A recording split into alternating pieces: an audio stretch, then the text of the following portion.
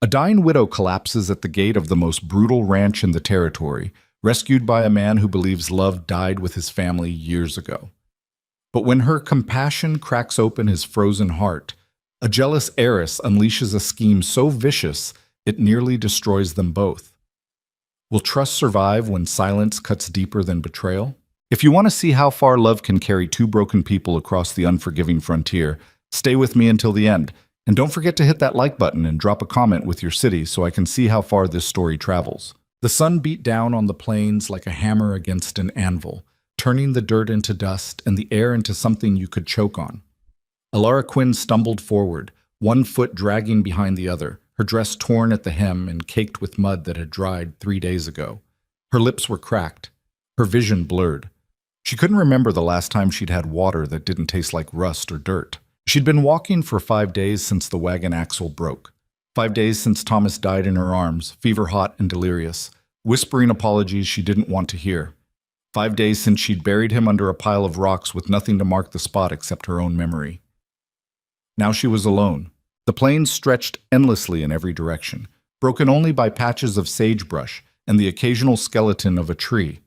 Somewhere ahead, she thought she saw a fence line, or maybe it was just another mirage. She'd seen plenty of those already. Her knees buckled. She caught herself against a fence post that turned out to be real solid wood still warm from the sun. Her fingers curled around it like a lifeline. "Help," she whispered, but the word came out as nothing more than a rasp. There was no one to hear it anyway. She let go of the post and took another step, then another. Her vision tunneled. The ground tilted sideways and she went down hard, tasting dirt and blood where she bit her tongue. The last thing she heard before the darkness took her was the sound of hooves. When Rhett Callahan saw the body lying beside his fence, his first thought was annoyance. Somebody else's problem had just become his. He reined in his horse, a black gelding named Smoke, and sat there for a moment, considering whether to just keep riding. It wouldn't be the first time someone had died on his land. The frontier didn't care about fairness or second chances, but something made him dismount. Maybe it was the way her hand was still clutching the fence post, like she'd fought to stay alive until the very last second. Maybe it was the fact that she looked young, too young to be out here alone and dying in the dirt. He crouched beside her and pressed 2 fingers against her neck. Pulse. Faint, but there. She was still breathing, shallow and ragged. "Damn it," he muttered. He should have left her. He had enough problems without adding a dying stranger to the list. But Rhett Callahan didn't let people die on his land. It was a rule he'd made after his wife Caroline had died in childbirth 5 years ago, their son following her within the hour. He'd spent weeks blaming himself for not getting the doctor fast enough, for not knowing what to do, for failing them when they needed him most. He couldn't bring them back, but he could keep death from claiming anyone else on Black Hollow Ranch, even if it was just out of spite. He scooped the woman up, surprised at how light she was, like she'd been hollowed out by hunger and grief. Her head lolled against his chest, and for a second he felt something he hadn't felt in years, a flicker of responsibility for someone other than himself. He settled her across the saddle in front of him and turned Smoke toward the ranch house. Busso. The ranch hands saw him coming from a distance. By the time he reached the main barn, 3 of them were already waiting. Cade, his foreman, a grizzled man in his 50s with a scar running from his ear to his jaw. Miguel, the youngest hand, barely 19 and still eager to prove himself. And Old Dutch, who'd been at Black Hollow longer than anyone and never said more than 5 words a day. "Who's that?" Cade asked, squinting at the woman draped across Rhett's saddle. "Dunno, found her by the east fence." Rhett dismounted and handed the reins to Miguel. "Get Doc Halford. Tell him it's urgent." "She dead?" Old Dutch asked. "Not yet." Cade stepped closer, peering at her face. "She looks half-starved. How long you think she's been out there?" "Long enough." Rhett lifted her off the saddle again and started toward the house. "Miguel, move! Now!" The boy took off running toward town, kicking up dust as he went. Inside the house, Rhett carried her up the stairs to one of the guest rooms, a space that hadn't been used in years. The air smelled like old wood and disuse. He laid her down on the bed, and for the first time he got a good look at her. She was younger than he'd thought, maybe 25 at most. Her hair was dark, tangled, and full of dust. Her dress had once been nice, the kind of thing a woman might wear for a long journey west, but now it was ruined. Her hands were blistered and raw, her fingernails broken and caked with dirt. She looked like someone who'd survived something terrible. Rhett stood there for a moment, staring down at her, trying to figure out what he was supposed to do next. He wasn't a caretaker. He wasn't gentle. He ran a ranch with an iron fist and a cold heart, and that had worked just fine for 5 years. But now there was a dying woman in his house, and he didn't know how to feel about it.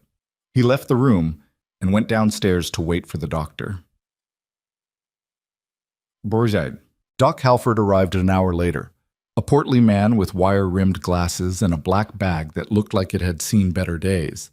He followed Rhett upstairs without asking questions, which was one of the reasons Rhett liked him. The doctor examined her in silence, checking her pulse, her breathing, the condition of her skin.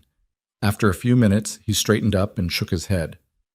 Dehydration, malnutrition, exhaustion. She's been through hell, Rhett. I'm surprised she made it this far. Can you help her? I can try. But she needs water, food, and rest. Lots of it.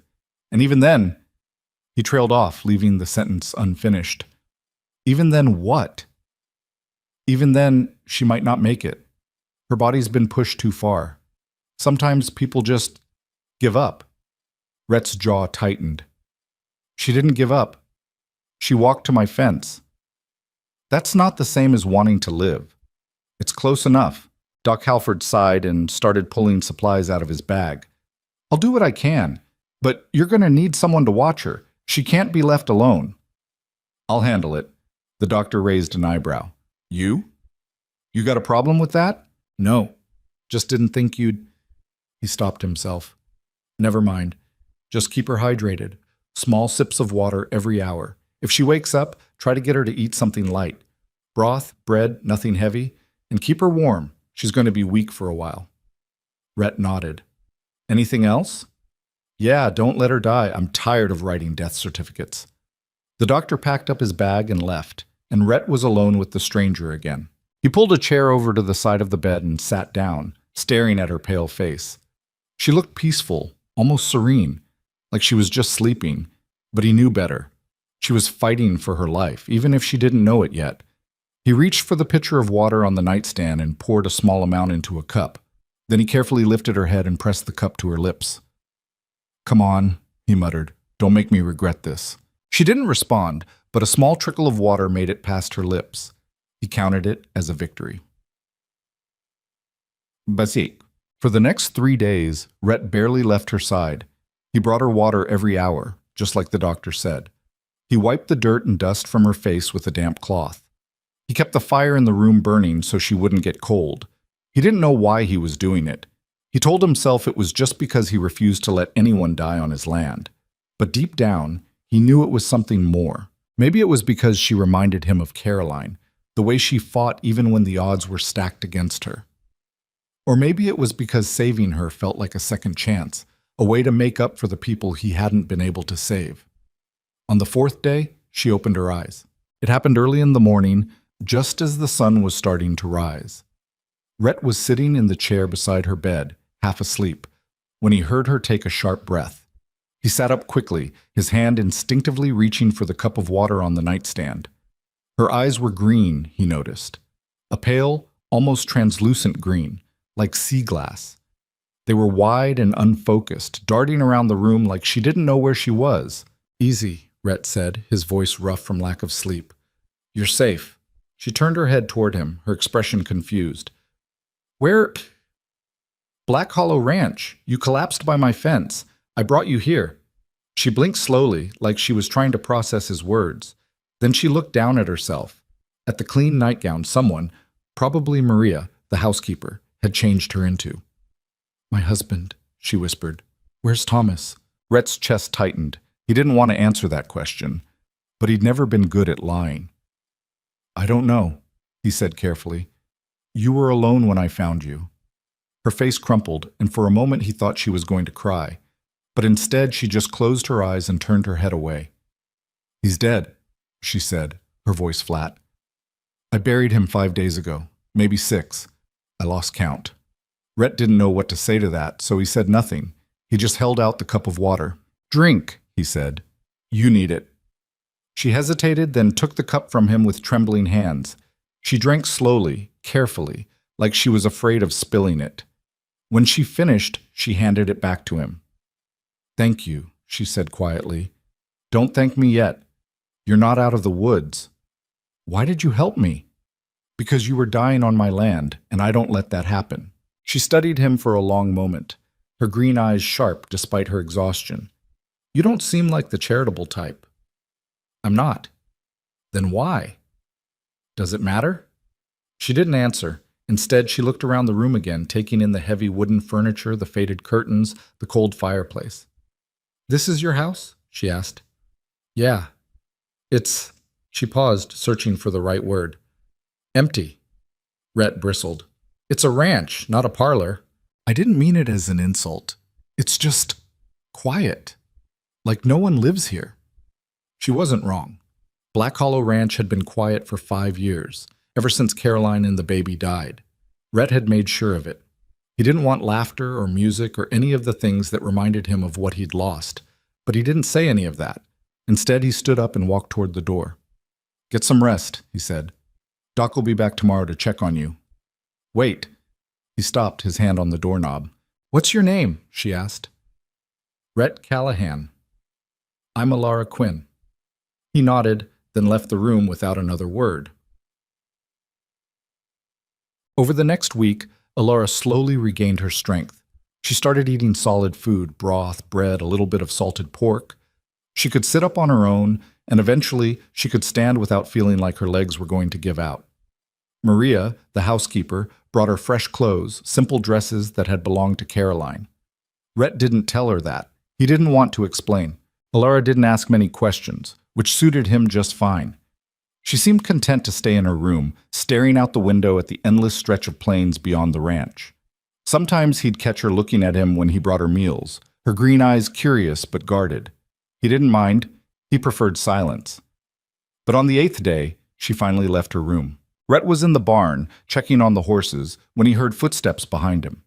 He turned and saw Alara standing in the doorway, her arms wrapped around herself like she was cold despite the warm afternoon sun. You shouldn't be out of bed, he said, more sharply than he intended. I'm fine, she said. I needed to move. Doc said, I know what the doctor said, but I can't stay in that room anymore. It feels like a cage. Rhett studied her for a moment. She looked better, less pale, less fragile, but there was still a thinness to her, a brittleness that made him think one strong gust of wind could knock her over. Fine, he said, but don't overdo it. She nodded and stepped into the barn, her eyes scanning the rows of stalls. The horses shifted and snorted, curious about the stranger, and then she saw Titan. The white stallion stood in the last stall, his head low, his breathing labored. He'd been sick for weeks, ever since a rattlesnake spooked him and he'd thrown himself against the fence. Doc Halford had done what he could, but the infection had spread, and now everyone was just waiting for him to die. Alara walked slowly toward the stall, her hand outstretched. Rhett wanted to tell her to stop, that Titan was dangerous even when he was healthy, let alone when he was dying. But something stopped him. She reached the stall and placed her hand on the horse's neck. Titan lifted his head slightly, his dark eyes meeting hers. He's beautiful, she said softly. He's dying. I can see that. She stroked his neck gently, her touch light and careful. What's his name? Titan. He belonged to my wife. Alara looked at him, her expression unreadable. Your wife? She's dead. I'm sorry. Don't be. It was a long time ago. She turned back to the horse, her hand still resting on his neck. How long has he been like this? 3 weeks? Maybe 4? And the doctor can't help him? He tried. Didn't work. Alara was quiet for a moment, her fingers tracing the line of Titan's mane. Then she said, I might be able to help. Rhett frowned. You're not a veterinarian. No, but I grew up on a farm. I've seen horses recover from worse. Like what? Like infections. Like injuries. Like giving up. She looked at him, her green eyes steady. If you'll let me try, I will. Rhett didn't know why he said yes. Maybe it was because he'd already saved her life, and it seemed only fair to let her try to save Titan's. Or maybe it was because, for the first time in years, someone was offering to help him without asking for anything in return. "Fine," he said. "But if he dies, it's not on me. Deal." Mom. That night, Alara moved into the barn. She brought blankets, a lantern, and a small bag of supplies she'd asked Maria to gather: herbs, clean cloths, a jar of honey. Rhett watched from the doorway as she set up a makeshift camp beside Titan's stall, her movements careful and deliberate. "You don't have to stay out here," he said. "Yes, I do. If I'm going to help him, I need to be close." "It's going to be cold." "I've been colder." He didn't argue. Instead, he left her alone and went back to the house, though he found himself glancing toward the barn more than once before he finally went to bed. Over the next few days, Alara worked tirelessly. She cleaned Titan's wounds with a mixture of honey and crushed herbs, a remedy her father had taught her years ago. She kept him warm with extra blankets. She talked to him in a low, soothing voice, the kind of voice that made even Rhett feel calmer when he overheard it. And slowly, impossibly, Titan started to improve. His breathing became steadier. His eyes grew brighter. He started eating again, just a little at first, then more. By the end of the second week, he was standing on his own, and by the third, he was moving around the stall like he'd never been sick at all. The ranch hands noticed. They started talking about the widow who'd saved Rhett's horse, the one everyone thought was going to die. They started treating her with a kind of quiet respect, nodding when she passed, offering to help her with small tasks. And Rhett noticed too. He found himself watching her more often, drawn to the way she moved through the barn like she belonged there, like she'd always been part of Black Hollow Ranch. She didn't ask for anything. She didn't complain. She just worked, quietly and steadily, with a kind of determination that reminded him of himself. One evening, he found her sitting on a bale of hay outside Titan's stall, her hands resting on her knees, her eyes closed.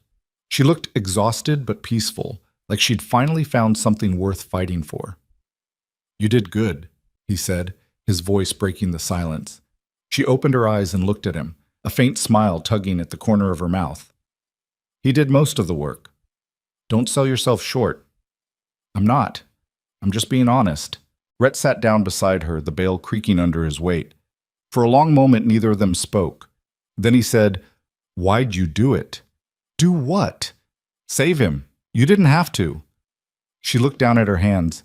"Because he reminded me of myself, half dead, fighting to hold on, waiting for someone to care enough to help." She glanced at him. "You did that for me. I figured I owed it to someone else." Rhett didn't know what to say to that, so he just sat there, shoulder to shoulder with her, staring at the darkening sky beyond the barn doors. For the first time in 5 years, Black Hollow Ranch didn't feel quite so empty. But not everyone was happy about Alara's presence. Vivian Mercer had been watching from a distance, her sharp eyes missing nothing. She'd heard about the widow who'd stumbled onto Rhett's land, about how he'd saved her, about how she'd saved his horse. And she didn't like it. Vivian had plans for Rhett Callahan. She'd been cultivating them for years, ever since her father told her that marrying into Black Hollow Ranch would secure their family's future. Rhett was rich, powerful, and land wealthy, everything her father wanted for her. And Vivian always got what she wanted. But now there was a complication. A thin, ragged complication with green eyes and a talent for making dying things live again. Vivian stood on the porch of her family's estate, her arms crossed, her jaw tight. Beside her, her father, Charles Mercer, watched the horizon with a calculating expression. "She's nothing," Vivian said. "A beggar who got lucky." "Luck doesn't matter," Charles replied. "Perception does. And right now, people are talking about her like she's some kind of miracle worker. Then we'll change the perception." "How?" Vivian smiled, cold and sharp. "Leave that to me." She turned and walked back into the house, already planning her next move. Alara Quinn had made a mistake by stepping into Vivian's world, and Vivian Mercer didn't forgive mistakes. The morning after Titan stood fully healed in his stall, Alara woke to the sound of voices outside the barn. She'd spent another night on the hay bales, her body aching from weeks of sleeping on hard surfaces, but she didn't mind. The stallion was alive. That was enough. She pushed herself up and brushed the straw from her borrowed dress, then stepped out into the early light. Rhett stood near the water trough with Cade and Miguel, all three men staring at something in the distance. When Rhett saw her, his expression shifted, Not quite a smile, but something close to it. "He's eating," Rhett said, nodding toward the stall. "On his own."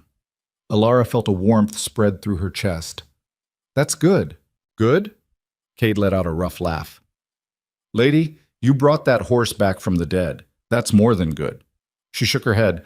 "I just gave him a reason to fight." Miguel grinned, showing the gap between his front teeth. "Well, whatever you did, the whole ranch is talking about it." Old Dutch even smiled. "I didn't think his face could do that." Alara felt her cheeks flush. She wasn't used to attention, especially not the positive kind. Back in her old life, before Thomas died, she'd been invisible. A farmhand's daughter who married a man with big dreams and empty pockets. No one had ever looked at her the way these men were looking at her now, like she mattered. "I should check on him," she said, turning back toward the barn. Rhett caught her arm gently. "Wait." She stopped, looking up at him. His face was hard to read, all sharp angles and guarded eyes. But there was something different about him this morning, something softer. "You can't keep sleeping in the barn," he said. "I'm fine." "You're not. You look like you haven't slept in a week." "I've slept on hay." She pulled her arm free, bristling. "I've slept on worse." "That doesn't mean you should." He glanced at Cade, then back at her. "Maria's preparing a room for you. A real one. In the house." Alara hesitated. The offer felt too generous, too permanent. She'd been at Black Hollow Ranch for nearly a month now, living on borrowed time and borrowed charity. She didn't belong here. She was just passing through, a ghost of a woman who'd stumbled onto his land by accident. "I can't." "You can," Rhett said, his voice firm. "And you will. You saved Titan. That means something." "It means I did what anyone would have done." "No. It means you did what I couldn't." He looked away, his jaw tight. "So take the room. Stay as long as you need." Before she could argue, he walked off toward the main house, Cade and Miguel trailing behind him. Alara stood there alone, the morning sun warm on her face, feeling like the ground had shifted beneath her feet. She wasn't just surviving anymore. She was staying, and that terrified her. The room Maria prepared for her was on the second floor, across the hall from Rhett's. It was small but clean, with a bed that didn't smell like hay and a window that looked out over the ranch. Alara stood in the doorway for a long moment, afraid to step inside, afraid that if she did, she'd start to believe this could be real. "You don't like it?" Maria asked from behind her. The housekeeper was a short, round woman in her 60s with silver hair and a no-nonsense attitude that reminded Alara of her own mother. "No, it's perfect," Alara said quietly. "I just don't know why he's doing this." Maria smiled, the lines around her eyes deepening. "Because you remind him he's still human. He's been half dead himself for 5 years. Maybe you're not the only one who needed saving." Alara looked at her, startled. "What happened to him?" Maria's expression grew sad. His wife, Caroline, died giving birth to their son. The baby didn't make it either. Rhett blamed himself. He's been punishing himself ever since, turning this ranch into a prison instead of a home. That's why the house feels so empty. Yes. He got rid of everything that reminded him of her. The paintings, the piano, even the flowers she used to plant in the garden. He wanted to forget. Maria shook her head. But you can't forget something like that. You can only learn to live with it. Alara thought of Thomas, of the way his hand had gone cold in hers, of the grave she'd marked with stones, because she didn't have anything else. She understood that kind of grief. It didn't go away. It just became part of you. "Thank you," she said to Maria, "for telling me." The older woman patted her arm. "Just be patient with him. He's stubborn as a mule, but he's got a good heart buried under all that stone." After Maria left, Alara stepped into the room and closed the door behind her. She sat on the edge of the bed, testing its softness, then lay back and stared at the ceiling. For the first time in months, she felt safe, and that scared her more than anything. Boik. Over the next few weeks, Alara settled into a rhythm at Black Hollow Ranch. She helped Maria with the cooking and cleaning, though the housekeeper insisted she didn't have to. She spent her afternoons in the barn with Titan, brushing his coat and talking to him in low tones. The stallion had become her anchor, the one thing that made her feel useful. But it was the evenings that surprised her. Rhett started joining her in the barn after dinner, leaning against the stall door while she worked. At first, he didn't say much, just stood there watching, his arms crossed, his expression unreadable. But gradually, he began to talk. He told her about the ranch, about how his father had built it from nothing, and how Rhett had expanded it into the largest cattle operation in the territory. He told her about the droughts and the floods, the rustlers and the wolves, the endless fight to keep the land alive. And sometimes, when the light was fading and the barn was quiet, he told her about Caroline. She loved horses, he said one evening, his voice rough. She used to ride Titan every morning, just after sunrise, said it was the only time she felt free. Alara kept brushing Titan's mane, giving Rhett space to speak. She sounds like she was brave. She was, braver than me. He looked down at his hands. When she went into labor, I didn't know what to do. I sent Miguel for the doctor, but he didn't make it in time. I tried to help her, but He stopped, his throat working. I failed her. You didn't fail her, Alara said quietly. You loved her. That's not the same thing. Isn't it? She turned to face him. No, failure is giving up. You didn't give up, you just lost. And that's not your fault. Rhett looked at her for a long moment, something raw and unguarded in his eyes. Then he nodded once and left the barn without another word. Alara stood there in the dim light, her heart pounding, wondering if she'd said too much. But the next evening, he came back, and the evening after that. Slowly, the walls between them began to crack. Rhett started asking her questions about her life before Black Hollow, about Thomas, about how she'd ended up alone on the plains. She answered carefully, not wanting to share too much, but finding it harder and harder to hold back. He was a dreamer, she said one night, talking about Thomas while she fed Titan an apple. He wanted to start a farm out west, somewhere with good soil and water. He said we'd build a house with our own hands, raise a family, be happy. And you believed him? I wanted to, but I think I always knew it was just a dream. She smiled sadly. He wasn't built for the frontier. He was too soft, too kind. The journey broke him before we even made it halfway. That's not your fault either. She looked at Rhett, surprised. How do you know? Because you're still here. And if you'd given up, you'd be buried next to him. The words hit her harder than she expected. She turned away, blinking back tears she didn't want him to see. I'm sorry, Rhett said, his voice quieter. I shouldn't have... No. She wiped her eyes with the back of her hand. You're right. I didn't give up. I just don't know why.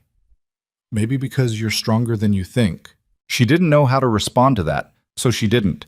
She just kept feeding Titan, the silence between them heavy but not uncomfortable.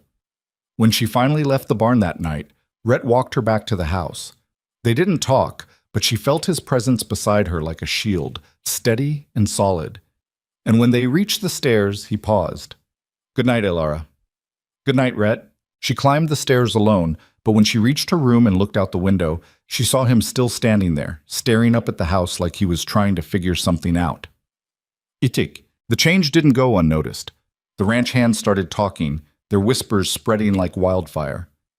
They saw the way Rhett looked at Alara now, the way he softened when she was near. They saw her smile more often, heard her laugh when Miguel told one of his terrible jokes. Black Hollow Ranch, which had been cold and silent for so long, was starting to feel alive again. But not everyone was pleased. Vivian Mercer rode onto the ranch on a bright Saturday morning, her black mare gleaming in the sun, her riding dress tailored and expensive. She dismounted near the main house and handed the reins to Miguel without looking at him. Tell Rhett I'm here, she said, her voice clipped. Miguel glanced toward the barn, where Rhett was helping Cade repair a broken fence rail. He's working right now, Miss Mercer. Maybe you could... I said tell him. The boy hesitated, then jogged toward the barn. Vivian watched him go, her lips pressed into a thin line. She'd been patient for weeks, waiting for Rhett to come to his senses and send the widow away. But instead, he'd given her a room, let her stay, let her worm her way into his life. It was unacceptable. When Rhett finally appeared, wiping his hands on a rag, Vivian forced a smile. Rhett, it's been too long. Has it? He didn't return the smile. What do you want, Vivian? I wanted to see how you were doing. I heard about Titan. It's wonderful that he's recovered. It is. And I heard you have a guest A widow, I believe? Rhett's expression hardened. Alara. Her name is Alara. Of course, I didn't mean to be rude. Vivian stepped closer, her voice dropping. I just worry about you, Rhett. You've been alone for so long. I'd hate to see someone take advantage of your kindness. No one's taking advantage of me. Are you sure? Because from what I've heard, this woman appeared out of nowhere, half dead and desperate. And now she's living in your house, wearing your wife's clothes. That's enough. The sharpness in his voice made Vivian stop. She studied his face, looking for cracks, but found none. He wasn't going to budge. Not yet. I'm only trying to help, she said softly. You know my father and I care about you, about this ranch. If you ever need anything, I'll let you know. It was a dismissal, and they both knew it. Vivian's smile didn't waver, but her eyes went cold. Of course. Take care, Rhett. She mounted her horse and rode off without looking back. But as she crossed the property line, she was already planning her next move. Look, inside the barn, Alara had heard the entire conversation. She'd been brushing Titan when Vivian arrived, and she'd stayed hidden in the stall, not wanting to intrude. But she'd heard every word, and now her chest felt tight. She stepped out as Rhett walked back into the barn, his expression dark. You didn't have to defend me, she said quietly. He looked at her, startled. You heard that? It's hard not to when someone's talking loud enough to wake the dead. Rhett's jaw tightened. Vivian's always been difficult. Don't pay her any mind. She's right, though. I am wearing your wife's clothes, living in your house. You're here because I asked you to be. That's all that matters. But for how long? The words tumbled out before she could stop them. How long before people start talking? Before they decide I'm just some beggar trying to steal what's yours? Let them talk. I don't care what they think. But I do. She crossed her arms, suddenly cold despite the warm air. I don't want to be a burden, Rhett. I don't want to owe you. You don't owe me anything. Then why are you doing this? Why are you letting me stay? He stared at her for a long moment, and she saw something flicker in his eyes, something raw and honest and terrifying. Because you make this place feel less empty, he said finally. And I didn't realize how much I needed that until you showed up. Alara's breath caught. She didn't know what to say, didn't know how to respond to the vulnerability in his voice. So she just stood there, her heart pounding, feeling like the ground was shifting again.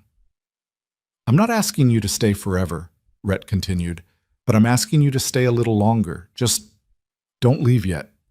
She nodded slowly, unable to find her voice. Okay, she whispered. I'll stay. Eat. The weeks that followed were the best and worst of Alara's life. Best because she felt herself healing, not just physically, but emotionally. She laughed with Maria over burnt bread. She raced Miguel on horseback and lost spectacularly.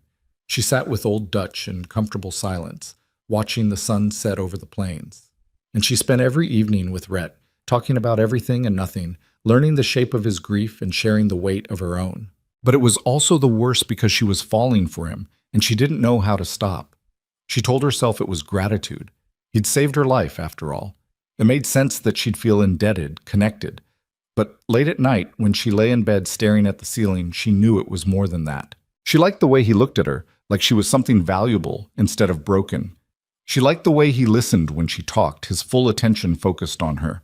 She liked the way he smiled, rare and fleeting, but real. And she hated herself for it, because she'd loved Thomas. She'd buried him with her own hands, said goodbye with her own voice. How could she move on so quickly? How could she let herself feel something for another man when Thomas's grave was still fresh? One evening, she sat on the porch steps, her arms wrapped around her knees, trying to sort through the tangle of emotions in her chest. Maria found her there and sat down beside her. You look troubled, the older woman said. Alara smiled weakly. Just thinking. About Thomas? She nodded. And about everything else. Maria was quiet for a moment. Then she said, Grief doesn't have a timeline, mija. You're allowed to feel more than one thing at once. But it feels wrong. Like I'm betraying him. Are you? Maria asked gently. Or are you just trying to survive? Alara didn't have an answer for that. Thomas is gone, Maria continued, and that's tragic. But you're still here. and you're allowed to be happy again. You're allowed to love again, if that's what this is. I don't know what this is. Then don't worry about naming it. Just let it be. Maria stood and patted Alara's shoulder, then went back inside. Alara stayed on the porch, watching the stars come out one by one, trying to let herself feel without judgment. But while Alara struggled with her emotions, Vivian was making her move. She sat in her father's study, a glass of wine in her hand, her mind working through the problem like a puzzle. Rhett Callahan was slipping away from her, and she needed to act fast. She couldn't just remove Alara. That would be too obvious. She needed to destroy her reputation, make Rhett see her as a threat instead of a victim. And she knew exactly how to do it. Charles Mercer sat across from her, his fingers steepled under his chin. "You're sure about this?" "I'm sure." "It's risky. If it doesn't work..." "It will work." Rhett's soft when it comes to loyalty. He'll believe what he sees, especially if it's backed up by enough people. "And what do you need from me?" Vivian smiled. "Just your support, and a little bit of theater." The plan was simple. Vivian would plant a piece of her family's jewelry, a ruby brooch that had belonged to her grandmother, in Alara's room. Then she'd report it stolen and make sure enough people saw her distress. By the time Rhett found out, the damage would be done. Alara would be branded a thief, and he'd have no choice but to send her away. Vivian waited until a Sunday afternoon when she knew Alara would be in the barn with Titan. She rode to Black Hollow Ranch under the pretense of visiting Rhett, then slipped into the house while Maria was in the kitchen. She climbed the stairs quickly, her heart pounding with excitement, and found Alara's room. It was plain and sparse, almost monastic. A single dress hung in the wardrobe. A pair of worn boots sat beside the door. There were no personal items, no trinkets, nothing that suggested permanence. Vivian felt a flicker of satisfaction. The woman really was a nobody. She pulled the brooch from her pocket and slipped it into the top drawer of the dresser, hiding it beneath a folded nightgown. Then she stepped back, admiring her work. Perfect. She left the room as quietly as she'd entered and made her way back downstairs. Maria was still in the kitchen, humming to herself, oblivious. Vivian walked out the front door, mounted her horse, and rode away, already planning the next phase. Bumak. 2 days later, Vivian returned to Black Hollow Ranch in tears. She dismounted near the barn, where Rhett was working, and rushed toward him, her face flushed with distress. "Rhett, thank heaven you're here. I need your help." He straightened, frowning. "What's wrong?" "It's my grandmother's brooch, the ruby one. It's gone." "Gone?" "Stolen. I had it at the gala last week, and now it's missing. I've looked everywhere." She pressed a hand to her chest, her voice breaking. "It's been in my family for generations. I don't know what to do." Rhett's expression darkened. "You think someone at the gala took it?" "I don't know. Maybe. Or..." She hesitated, biting her lip. "Or maybe it happened later. I visited several places last week, including here." Rhett went still. "You think someone at my ranch stole it?" "I'm not accusing anyone, but I need to be thorough. If it's here, I have to find it." She looked up at him, her eyes wide and pleading. "Will you help me?" He hesitated, clearly uncomfortable, but nodded. "Fine. We'll search the house." Vivian smiled inwardly. The trap was set. They started in the main house, Maria joining them with a confused expression. Vivian made a show of checking the parlor, the kitchen, even Rhett's office, finding nothing. And then, as if struck by a sudden thought, she paused near the stairs. "What about the guest room?" she asked innocently. "The one where the widow is staying?" Rhett's jaw tightened. "Alara wouldn't..." "I'm not saying she did, but we should check, just to be sure." Maria looked uncomfortable. "Miss Mercer, I don't think..."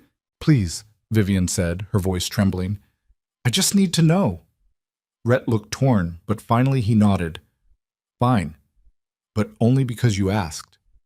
They climbed the stairs together, and Vivian felt a thrill of anticipation. This was it.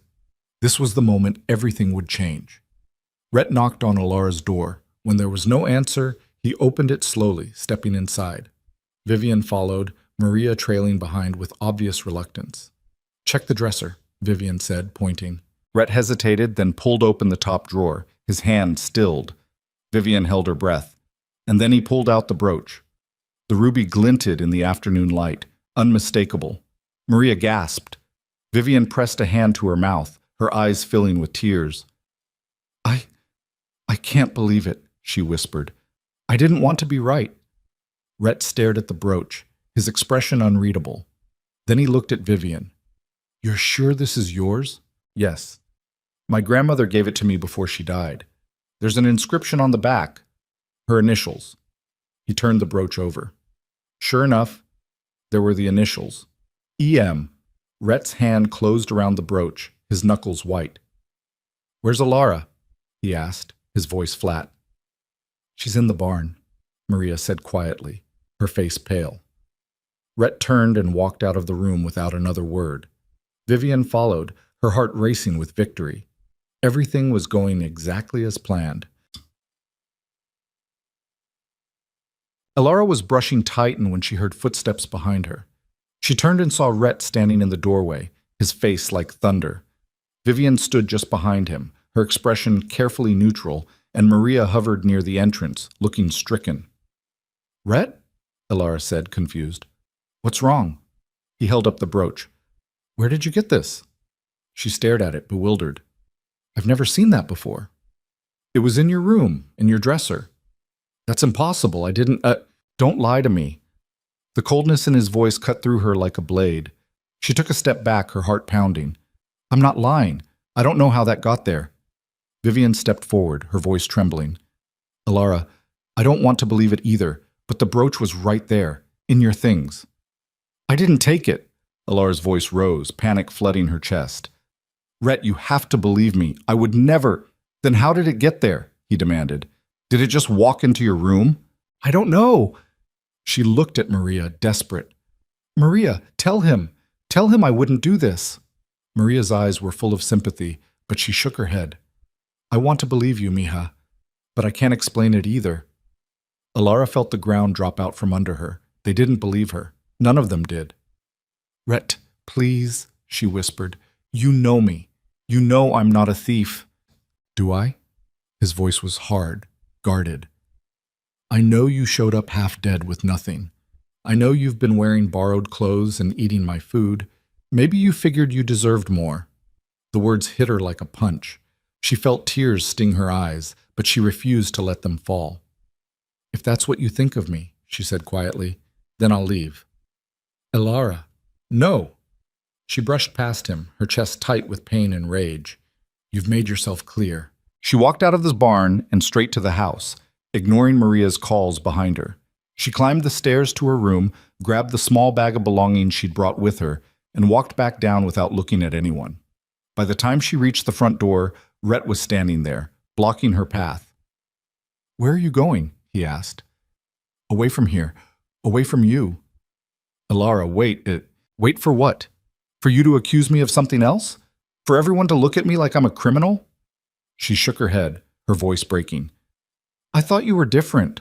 I thought you saw me, but you don't. You just see another burden. That's not true. Isn't it? She pushed past him, her vision blurring with tears. Goodbye, Rhett. She walked out into the fading light, her bag clutched in one hand, her heart shattered in her chest. Behind her, she heard Rhett call her name, but she didn't turn around. She'd made the mistake of believing she could belong somewhere. She wouldn't make it again. Alara made it half a mile before her legs gave out. She sank to her knees on the dusty road, her bag falling beside her, and finally let herself cry. The sobs tore through her chest like they'd been trapped there for months, maybe years. She cried for Thomas, for the life they'd tried to build and failed. She cried for the loneliness that had followed her across the plains like a shadow. And she cried for Rhett, for the hope she'd let herself feel, and the brutal way it had been ripped away. When the tears finally stopped, the sun was setting, painting the sky in shades of orange and red. She wiped her face with her sleeve and forced herself to stand. She couldn't stay here. She had nowhere to go, but she couldn't go back to Black Hollow Ranch. Not after the way Rhett had looked at her, like she was a stranger, like she was a thief. She picked up her bag and started walking again, though she had no idea where she was going. The town was miles away, and even if she made it there, what then? She had no money, No connections, nothing to offer anyone. She was right back where she'd started, alone and desperate, with nothing but the will to keep moving. The road stretched out ahead of her, empty and endless. She walked until the sun disappeared completely and the stars came out, cold and distant. Her feet ached. Her throat was dry. But she kept going because stopping felt like giving up, and she'd promised herself she'd never do that again. She didn't hear the rider until he was almost beside her. The horse's hooves kicked up dust, and she turned, her heart leaping into her throat. For a wild, stupid moment, she thought it might be Rhett, coming to apologize, to tell her he'd made a mistake. But it wasn't. It was Cade, the foreman, his weathered face grim in the moonlight. He pulled his horse to a stop and looked down at her. "Where the hell do you think you're going?" "Away," she said flatly. "It's none of your business." "The hell it's not. You're walking into the middle of nowhere with no water, no supplies, and no sense." "I'll manage." "You'll die." He dismounted and stood in front of her, blocking her path. "Look, I don't know what happened back there, but running off like this is a bad idea." "I didn't run.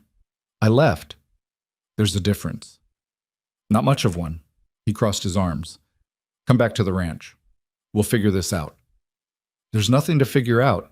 Rhett thinks I'm a thief. He made that clear." Cade sighed, rubbing the back of his neck. "Rhett's an idiot. We all know that. But he's also been through hell, and he doesn't know how to trust people anymore. Give him time." "I don't have time. And I'm not going to stand around waiting for him to decide I'm worth believing." "So you'd rather die out here?" "I'd rather die on my own terms than live somewhere I'm not wanted." Cade studied her for a long moment, then shook his head. "You're as stubborn as he is. Fine. If you won't come back, at least let me take you to town. You can stay at the boarding house until you figure out your next move." Alara hesitated. The offer was practical, sensible, but accepting it felt like admitting defeat. "Why do you care?" she asked. "Because you saved Titan, and because I've seen the way Rhett looks at you when he thinks no one's watching. He cares about you, even if he's too damn proud to admit it. He has a funny way of showing it." "Yeah, well, like I said, idiot." Cade gestured to his horse. "Come on. It's a long walk to town, and I'm not letting you do it alone." She wanted to argue, but she was too tired, too defeated. So she let Cade help her onto the horse, and they rode through the darkness in silence. The boarding house in town was a narrow two-story building with peeling paint and a crooked sign. The landlady, a sharp-eyed woman named Mrs. Hartley, looked Alara up and down with obvious skepticism. "How long are you planning to stay?" she asked. "I don't know," Alara said. "A few days, maybe a week." "Payments up front, $2 a night, meals included." Alara's stomach sank. She didn't have $2. She didn't have anything. Cade stepped forward and dropped a handful of coins on the counter. "I'll cover her for the week." Mrs. Hartley raised an eyebrow but pocketed the money without comment. "Rooms upstairs. Second door on the left. Breakfast is at 7. Don't be late." Alara looked at Cade, guilt twisting in her chest. "You didn't have to do that." "Yeah, I did. Now get some rest. You look like you're about to collapse." She wanted to thank him properly, to tell him how much it meant that someone believed her, but the words stuck in her throat. So she just nodded and climbed the narrow stairs to her room. It was small and plain, with a single bed, a cracked mirror, and a window that overlooked the street. She dropped her bag on the floor and sat on the edge of the bed, staring at the wall. She'd left Black Hollow Ranch. She'd walked away from the first place that had felt like home in months. And now she was alone again, starting over for the 100th time. She didn't know how much more starting over she had left in her. But back at the ranch, Rhett stood in the barn with the ruby brooch still clutched in his hand. Vivian had left an hour ago, her voice full of concern and gratitude as she thanked him for finding her family heirloom. Maria had retreated to the kitchen, her disappointment palpable. And Cade had ridden off without a word, his expression dark. Rhett stared at Titan, who stood peacefully in his stall, oblivious to the wreckage around him. The stallion's coat gleamed in the lamplight, healthy and strong, a living reminder of everything Alara had done. He couldn't reconcile the woman who'd saved Titan with the woman who'd supposedly stolen from Vivian. It didn't fit. Nothing about it fit. But the brooch had been in her room. He'd found it himself. What other explanation was there? He turned the brooch over in his hand, studying the inscription on the back. E.M. Elizabeth Mercer, Vivian's grandmother. He remembered seeing the old woman wear it once, years ago, at some party or another. It was valuable, both sentimentally and monetarily. Why would Alara risk everything for it? Unless she hadn't. The thought crept into his mind like a shadow, unwelcome and persistent. What if she was telling the truth? What if someone had planted it there? But who? And why? He thought of Vivian's expression when she'd found the brooch, the way her eyes had filled with tears, the tremor in her voice. She'd seemed genuinely distressed. But then again, Vivian had always been good at getting what she wanted, and what she wanted was him. He'd known that for years. She'd made it clear in a dozen small ways: the visits, the invitations, the careful suggestions about their families joining forces. He'd always deflected, never interested in being part of some calculated alliance. But what if she'd decided to take matters into her own hands? The more he thought about it, the more the pieces started to fall into place. Vivian's sudden visit, her insistence on searching the house, the convenient location of the brooch. It had been too easy. He swore under his breath and threw the brooch into the dirt. Titan snorted, startled, and Rhett ran a hand through his hair, feeling like the world's biggest fool. He'd let his fear win. He'd let his distrust of happiness, of connection, of anything good poison what he had with Alara. And now she was gone. He turned and walked out of the barn, his boots pounding against the packed earth. He had to find her. He had to fix this. But when he reached the house, Cade was waiting on the porch, his arms crossed. "She's gone," the foreman said before Rhett could speak. "Where?" "Town. Boarding house. And before you go charging after her, you need to hear something." Rhett stopped, his jaw tight. "What?" "I've been thinking about that brooch. About how convenient it was that Vivian found it exactly where she said it would be." Cade leaned against the railing. "I don't trust that woman. Never have. And I sure as hell don't trust that Alara would steal from her." "You think Vivian planted it?" "I think it's possible. And I think you need to find out before you lose the best thing that's happened to this ranch in 5 years. Rhett stared at him, then nodded slowly. "You're right." "Damn right I'm right. Now figure out how to prove it." Well, the next morning, Alara woke to the sound of voices in the street below. She lay in bed for a moment, staring at the ceiling, trying to summon the energy to face another day. But the exhaustion that had settled into her bones felt permanent, like she'd never be rested again. She forced herself to get up and wash her face in the basin by the window. Her reflection in the cracked mirror looked hollow, her eyes shadowed, her skin pale. She looked like a ghost.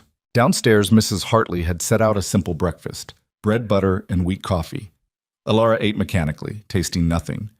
The other boarders ignored her, too wrapped up in their own lives to care about the strange woman in the corner.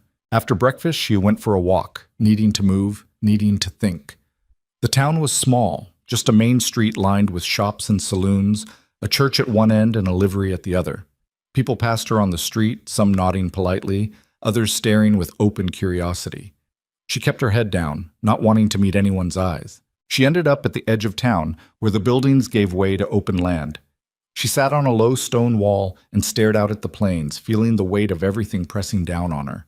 What was she supposed to do now? She had no money, no prospects, no plan. She could try to find work, but who would hire a woman with no references and a reputation as a thief?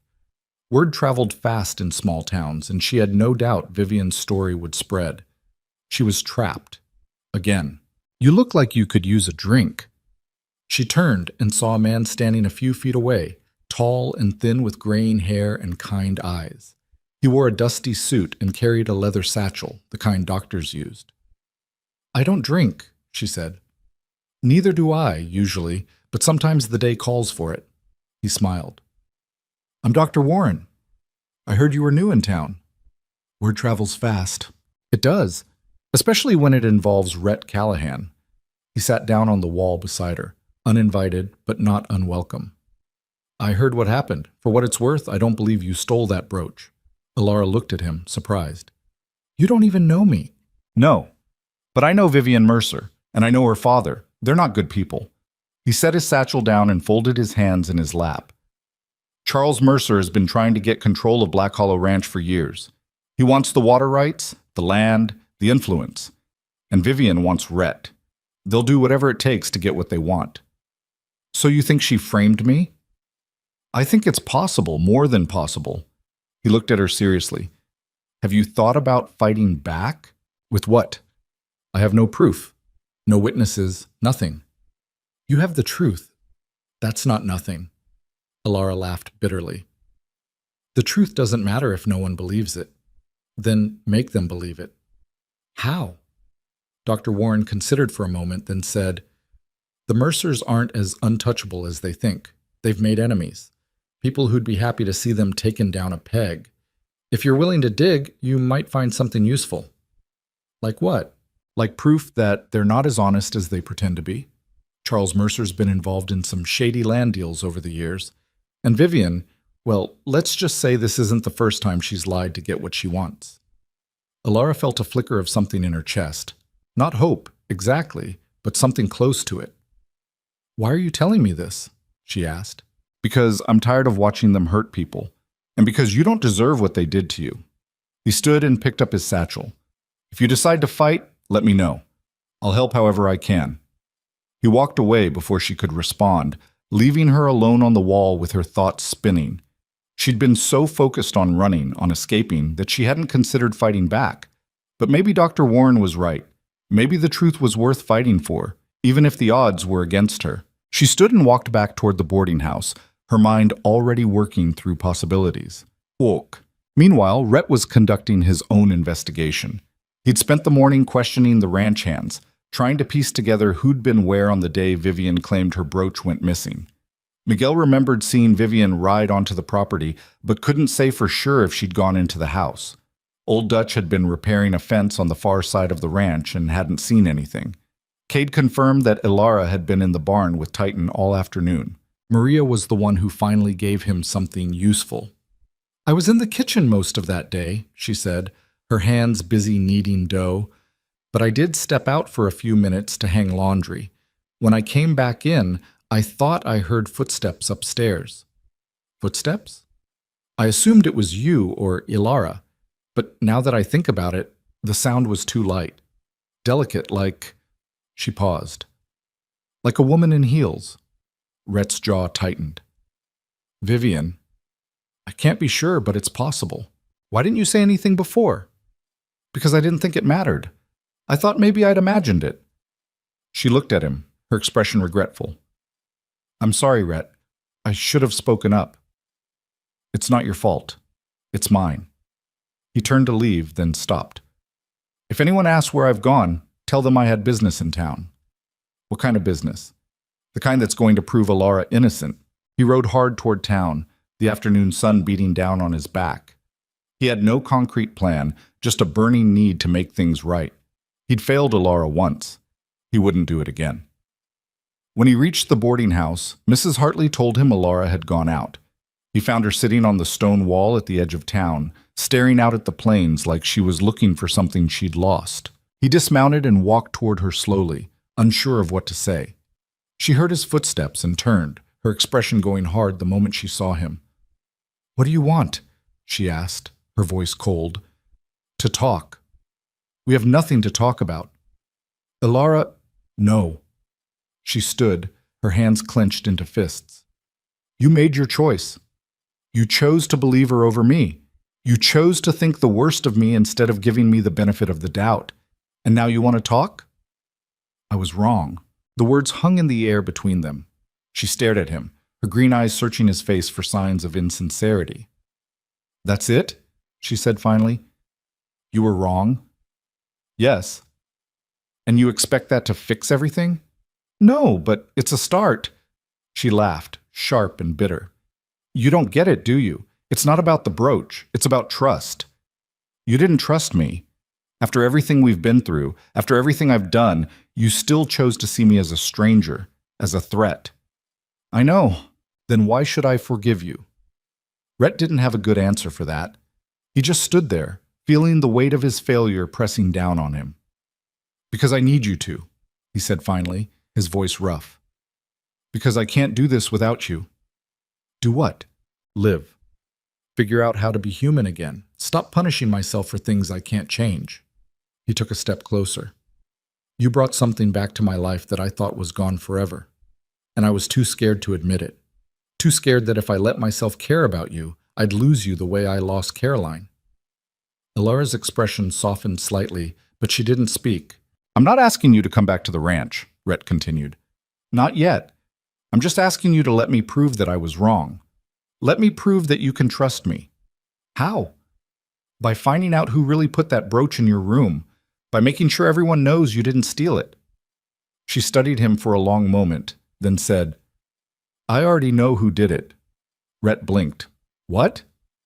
Vivian. She framed me, and I'm going to prove it. How? I don't know yet, but I'm not running anymore. I'm done letting people push me around. She looked at him, her expression fierce. And I don't need your help. Maybe not, but you've got it anyway. She wanted to argue, but something in his eyes stopped her. He wasn't here out of guilt or obligation. He was here because he wanted to be, because he cared. And despite everything, that still mattered. Fine, she said. But if you betray me again, we're done. For good. I won't. You better not, Malson. Over the next 2 days, Alara and Rhett worked together to uncover the truth. Dr. Warren proved to be a valuable ally, introducing them to a clerk at the land office who'd had run-ins with Charles Mercer. The clerk, a nervous man named Timothy, told them about several questionable land deals the Mercers had been involved in, including one that involved forging a deed. They've been buying up properties around Black Hollow for years, Timothy said, his voice low. They want control of the water sources. If they get them, they can force other ranchers out of business. And Rhett's ranch sits on the biggest creek in the territory, Alara said. Exactly. If they can't buy it, they'll find another way to take it. Like discrediting anyone who stands in their way, Rhett said grimly. Timothy nodded. I wouldn't put it past them. But proof of the land deals wasn't proof that Vivian had framed Alara. They needed something more concrete, something that directly tied her to the brooch. The answer came from an unexpected source. Maria showed up at the boarding house on the 3rd day, her face flushed with urgency. I found something, she said, pulling Alara aside. One of the stable boys was cleaning out the guest stalls and found this. She held out a small scrap of fabric, deep burgundy with a delicate pattern of gold thread. Alara recognized it immediately. That's from Vivian's riding dress, the one she wore the day she came to the ranch. It was caught on a nail near Titan's stall, the same nail that's right outside the path to the main house. Maria's eyes were bright. She must have snagged it when she snuck inside. It wasn't much, but it was something. Combined with Maria's testimony about hearing footsteps and Timothy's information about the Mercers' schemes, it was enough to cast serious doubt on Vivian's story, but they still needed to confront her. Rhett and Alara rode to the Mercer estate the next morning, the scrap of fabric tucked safely in Rhett's pocket. The estate was grand, a sprawling mansion surrounded by manicured gardens and white fences. It looked like something out of a painting, perfect and untouchable. They were shown into the parlor, where Vivian sat with her father, both of them dressed impeccably. Vivian's smile faltered when she saw Alara. Rhett, she said, standing, I wasn't expecting you. And Miss Quinn, I thought you'd left town. I came back, Alara said evenly. Charles Mercer rose as well, his expression guarded. What's this about, Callahan? It's about the brooch, Rhett said, the one Vivian claimed Alara stole. Vivian's face paled slightly, but she recovered quickly. What about it? I have it back now. There's no need to... There's every need. Rhett pulled the scrap of fabric from his pocket and held it up. This was found near my barn, caught on a nail. It matches the dress you wore the day you came to search my house. Vivian stared at the fabric, her mouth opening and closing. That doesn't prove anything. I was at your ranch. Of course my dress might have caught on something. Near the path to the house, Alara said. The path you would have taken if you went inside without anyone knowing. That's absurd. Is it? Rhett's voice was hard. Because we also have testimony from my housekeeper that she heard footsteps upstairs that day. Light footsteps, like someone in heels. Charles Mercer stepped forward, his face darkening. You're accusing my daughter of lying? I'm accusing her of planting that brooch in Alara's room to frame her, and I think you know why. This is outrageous. You want my land, Rhett continued. You've been trying to buy up the water rights in this territory for years, and when you couldn't buy Black Hollow Ranch, You decided to take it another way, by marrying your daughter into it. Vivian's composure finally cracked. That's not, isn't it? Alara said quietly. You saw me as a threat, someone who might interfere with your plans, so you tried to get rid of me. You have no proof, Vivian said, her voice shaking. We have enough. Rhett looked at Charles. And if you don't want me to take this to the sheriff and everyone else in town, you'll leave Alara alone. You'll stop spreading lies about her, and you'll stay away from my ranch. Charles's jaw worked, fury and calculation warring in his eyes. Finally he said, Fine, we'll drop the matter. And you'll tell everyone the brooch was never stolen, Rhett added, that it was all a misunderstanding. Vivian looked at her father, who nodded curtly. We'll make a public statement, she said, her voice tight. Good. Rhett turned to leave, then paused. And Vivian, if you ever come near Alara again, you'll regret it.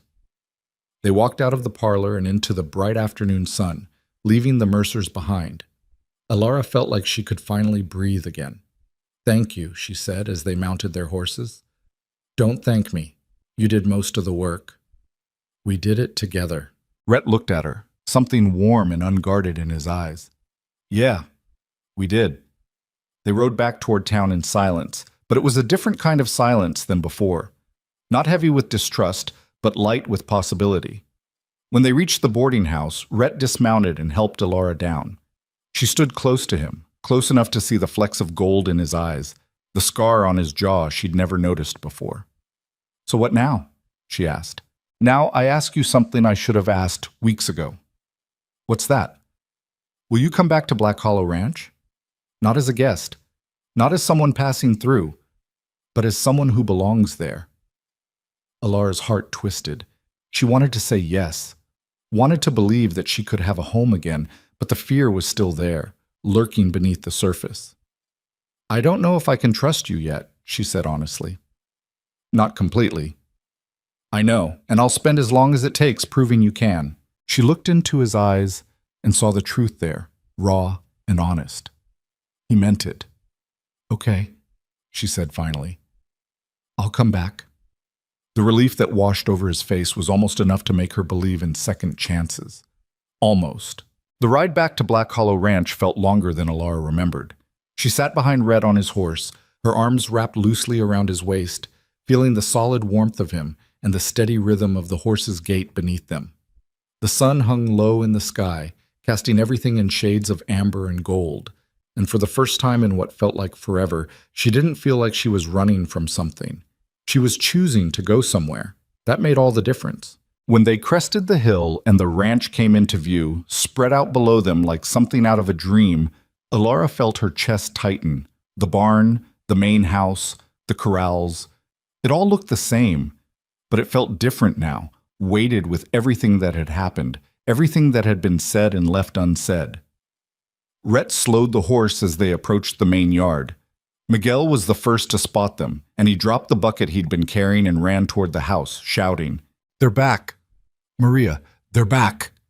By the time they dismounted, Maria was standing on the porch, her hands pressed to her mouth, her eyes shining with tears.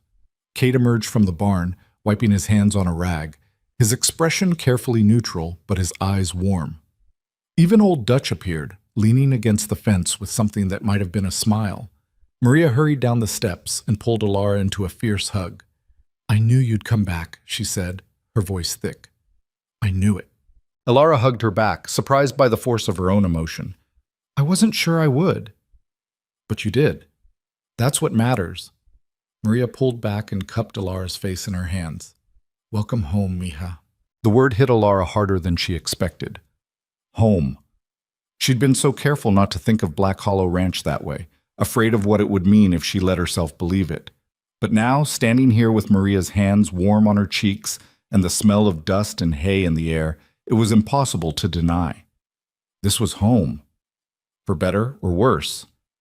Miguel bounced on his heels, grinning. Told you the boss would figure it out. He's stubborn, but he's not stupid.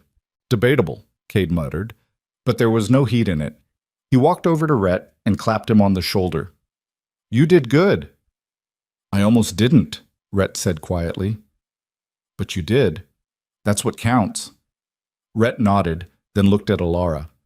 Their eyes met across the yard, and something passed between them, an understanding, fragile and new, but real.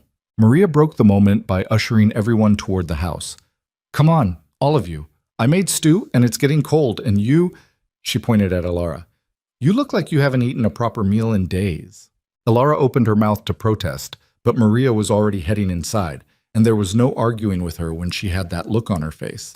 So Alara followed, and Rhett followed her, and somehow they all ended up crowded around the kitchen table, passing bowls and bread and talking over each other like a family. It felt strange. Good, but strange. Alara wasn't used to this kind of warmth, this kind of casual belonging. She ate quietly, listening to Miguel tell an exaggerated story about a rattlesnake he'd killed that morning and Cade's dry corrections.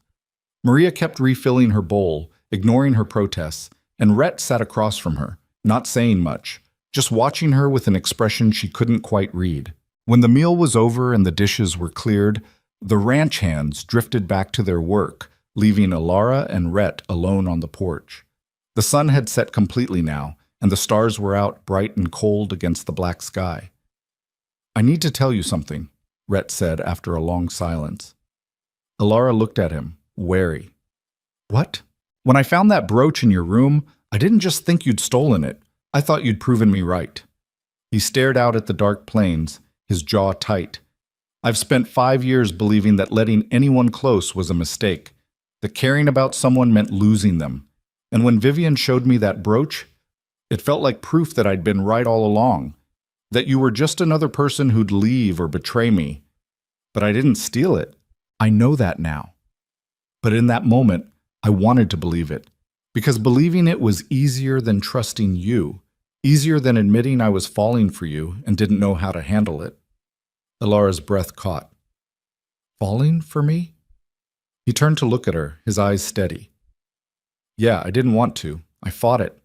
But it happened anyway." She didn't know what to say. Part of her wanted to be angry at him for only admitting this now, after everything, but another part of her understood. She'd been fighting the same thing. "I don't know if I'm ready for this," she said honestly. "I don't know if I can trust you not to doubt me again the next time something goes wrong. I don't know if I can promise you that. I'm going to mess up. I'm going to say the wrong thing or make the wrong choice. But I can promise you that I'll try.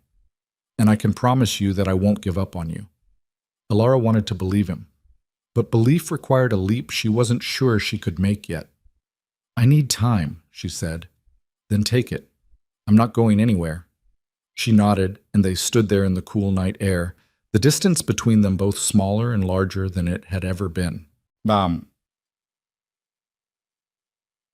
The next morning, Alara woke early and went to the barn to check on Titan. The stallion greeted her with a soft whinny, pressing his nose into her hand. She stroked his neck, taking comfort in the simple, uncomplicated affection. "You make it look easy," she murmured, "trusting people, moving on." Titan just blinked at her, unimpressed. She was still standing there when Rhett appeared in the doorway, 2 cups of coffee in his hands. He held one out to her without a word, and she took it, grateful for the warmth. "I thought we could ride out to the creek today," he said. "There's something I want to show you." She hesitated, then nodded. "Okay." They saddled 2 horses, Titan for her, Smoke for Rhett, and rode out across the ranch in silence. The morning was cool and clear, the kind of day that made the plains look almost beautiful. They followed the creek east, the water glinting in the sunlight, until Rhett pulled his horse to a stop near a cluster of cottonwood trees. "This is it," he said, dismounting. Alara looked around, confused. "This is what?" "The land I wanted to show you." He walked to the edge of the creek and crouched down, running his hand through the water. "This section borders my property, but it's technically unclaimed. I've been thinking about filing a claim on it, expanding the ranch." "Why are you telling me this?" He stood and turned to face her. "Because I want your opinion. You've got a good eye for land, for what works and what doesn't. And because—" he paused, choosing his words carefully. "Because if you're going to stay here, I want you to have a say in how this place runs." Alara stared at him. "You're asking me to help you run the ranch?" "Not asking, offering, if you want it." "Why would you do that?" "Because you've already proven you care about this place. You saved Titan. You stood up to Vivian. You didn't run when things got hard. Not really. You came back. He met her eyes. I trust your judgment, and I want you to feel like this is yours too, not just mine. Alara felt something shift in her chest, a wall she'd been holding up starting to crack. I don't know the first thing about running a ranch. Neither did I when I started. You'll learn. She walked to the edge of the creek and knelt down, dipping her fingers in the cool water. The land here was good, fertile soil, plenty of water, sheltered by the trees. It would be a good place to build something. What would you do with it, she asked, if you claimed it? I'd start a horse breeding program. Focus on sturdy, reliable animals like Titan, the kind that can handle the frontier. He crouched beside her. But that's my idea. What's yours? She thought for a moment, letting herself imagine it. I'd build a small cabin here, something simple, for when you need to get away from the main house. And I'd plant a garden near the creek, vegetables, herbs, things that could help the ranch be more self-sufficient. Rhett smiled, a real smile that reached his eyes. That's a good idea. You think so? I know so. They stayed there by the creek for a long time, talking about possibilities, about what the ranch could become. And slowly, carefully, Alara let herself believe that maybe she could have a future here. Maybe she could stop running and start building. Michumag. But back at the Mercer estate, Vivian was not done. The humiliation of being exposed, even privately, burned in her chest like a brand. She'd made the public statement her father demanded, carefully worded to suggest the brooch had been misplaced rather than stolen. But it wasn't enough. It would never be enough. She sat in her father's study, her hands clenched in her lap, while Charles paced back and forth. We need to salvage this, he said, his voice hard. Rhett Callahan is slipping away, and with him, any chance of controlling that water source. He's not going to marry me, Vivian said flatly. He's made that clear. Then we'll have to take the land another way. How? Charles stopped pacing and looked at her, his eyes cold and calculating. By forcing his hand, we'll cut off his water access, make it impossible for him to keep his cattle alive. When he's desperate enough, he'll sell. He'll fight you. Let him. We have resources he doesn't. Lawyers, connections, money. He's just one man with a failing ranch and a widow who doesn't belong there. Vivian felt a flicker of doubt. This could backfire. If people find out, they won't. We'll be careful. And by the time anyone realizes what we've done, it'll be too late. He leaned forward, his voice low. Do you want that land or not? Vivian thought of Rhett, of the way he'd looked at Alara like she was something precious, the way he'd defended her without hesitation. It should have been Vivian. It was supposed to be her. I want it, she said. Then we do this my way. The shot. The first sign of trouble came a week later. Cade rode into the yard just after dawn, his face grim, and went straight to Rhett. We've got a problem, he said without preamble. What kind of problem? The creek. Someone's dammed it upstream, water's barely trickling through. Rhett's expression darkened. Show me. They rode out together, and Alara insisted on coming with them. When they reached the source of the creek, they found exactly what Cade had described, a crude dam made of rocks and logs, blocking most of the flow. Who would do this, Alara asked. Only one person I can think of, Rhett said, his voice like gravel. Charles Mercer. Can we tear it down? Not legally. This section of the creek runs through land he just bought. Cade pointed to a newly posted sign marking the property line. He has the right to do whatever he wants with the water on his land. Even if it cuts off everyone else downstream? Even then, unless we can prove he's doing it out of malice, there's nothing we can do. Rhett stared at the dam, his jaw working. This is about me. About what happened with Vivian. He's punishing me. He's punishing all of us, Cade said. Without water, the cattle won't last more than a few weeks. And if we can't water the cattle, we can't sell them. The ranch will go under. Alara felt anger rising in her chest. So we just let him win? No, Rhett said, his voice hard. We fight back. Over the next few days, they tried everything. Rhett hired a lawyer, but the man confirmed what Cade had said. Charles Mercer had the legal right to dam the creek on his property. They considered digging a new well, but the cost would bankrupt them before it was finished.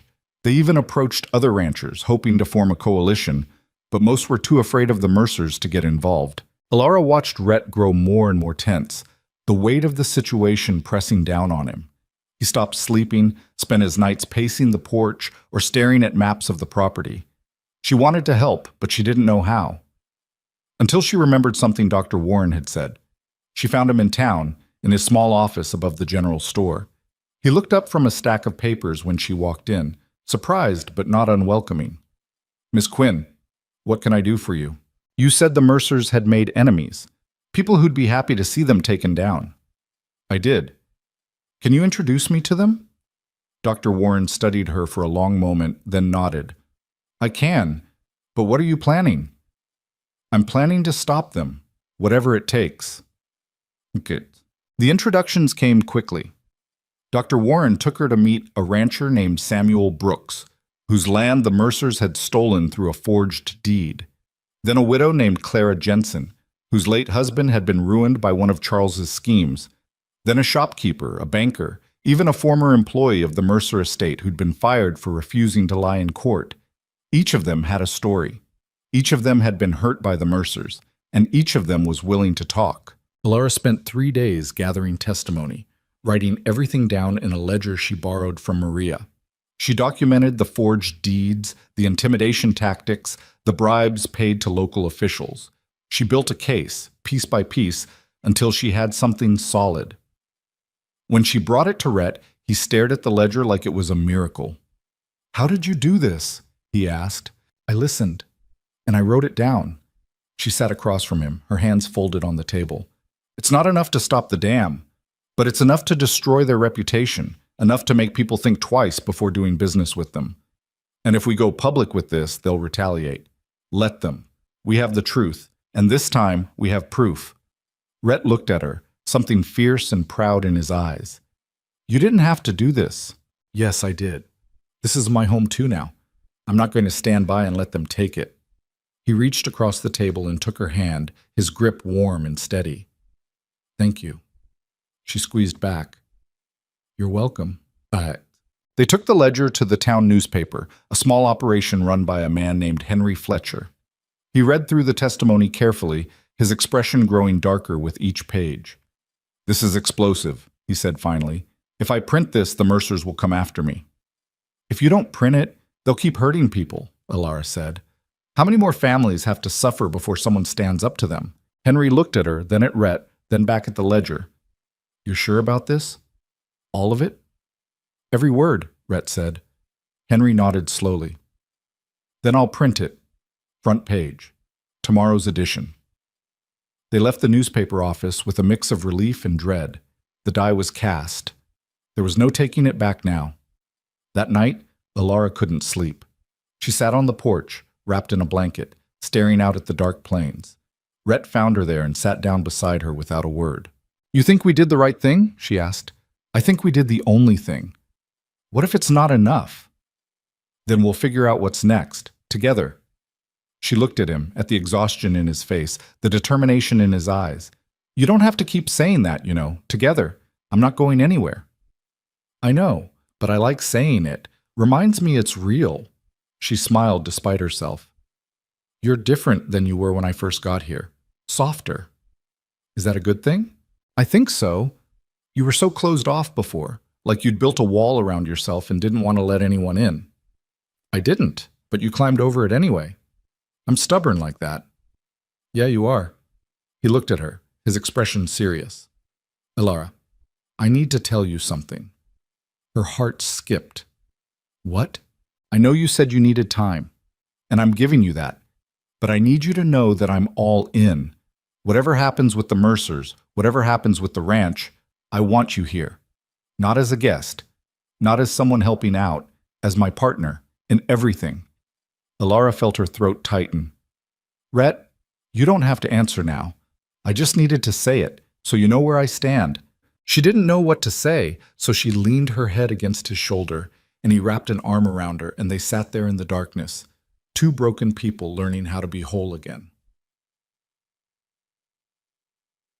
The newspaper came out the next morning, and the reaction was immediate. People crowded outside Henry Fletcher's office, grabbing copies and reading in stunned silence. The front page headline was stark and unambiguous. "Mercer family exposed. Years of fraud, intimidation, and corruption revealed. By noon, the entire territory was talking. By evening, Charles Mercer was scrambling to contain the damage, but it was too late. The testimony was too detailed, too damning.